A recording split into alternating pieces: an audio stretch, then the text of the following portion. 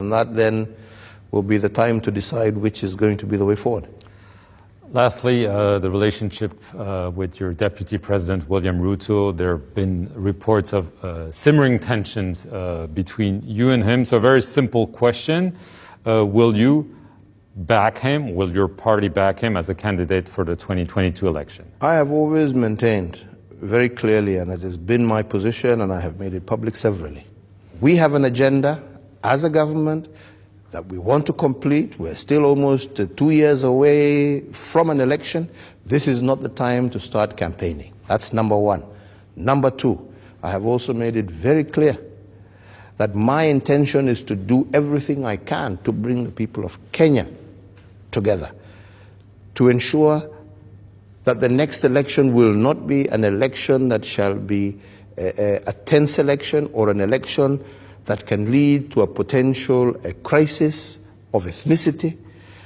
And that is the reason I reached out to those who were in the opposition, and I said, look, we have a mutual responsibility as the leadership of the country to ensure that we work together and try and find out why is it that our people, or tensions, sometimes to some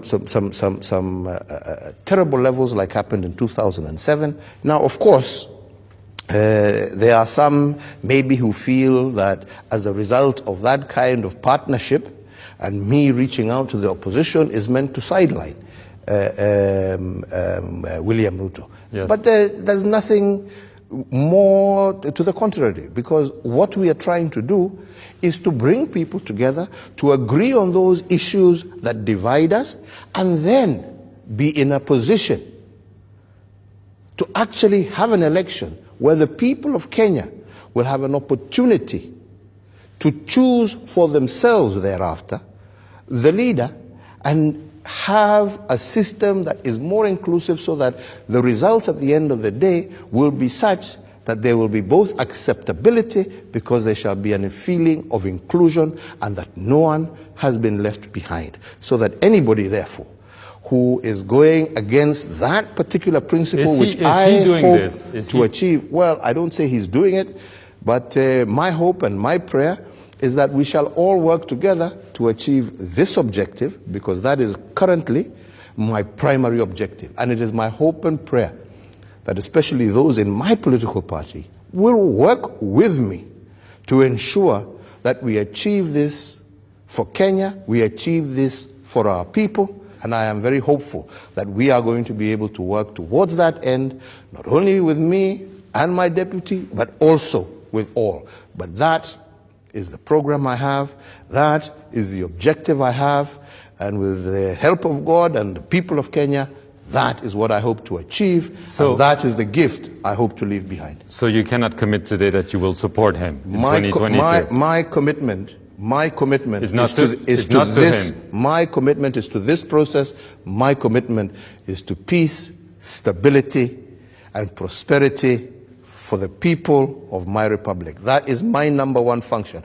Once we're over that hill, once, as I said, we now start talking about elective positions, you can ask me that question. Just very last question. You were talking about once you're over the hill. You're going to be over the hill in 2022. There's not going to be, like in other country, a change of the constitution whereby... No, I mean over the hill in these issues that we're talking about. I understand, yeah. But you're not going to seek a third mandate or become prime minister after a constitutional change. I would be very happy. If I have achieved this, I would have achieved everything I ever dreamt and wanted for my country. So you don't want to remain in power one way or the other? Oh, please. I would rather come and enjoy a holiday in France every summer. President Kenyatta, I want to thank you very much for your time, and thank you very much for watching this interview here on France 24. It's always a pleasure. Thank you.